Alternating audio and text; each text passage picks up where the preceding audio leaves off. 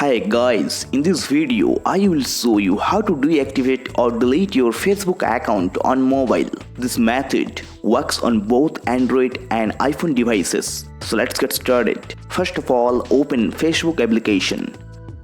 Now tap on the three lines at the top left corner. After that, tap on Settings and Privacy. Then tap on Settings. Now tap on Account Center at the top.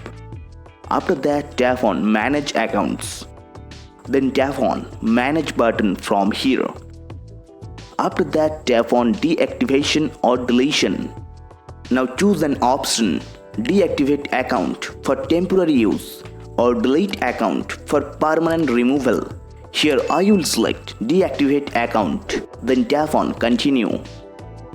Now enter your Facebook password. Then tap on Continue. Now select a reason for deactivating your Facebook account. Here I will choose the first option. Then scroll down and tap on Continue.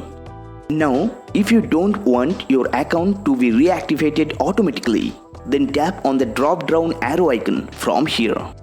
After that, select Don't reactivate automatically. Then tap on Done.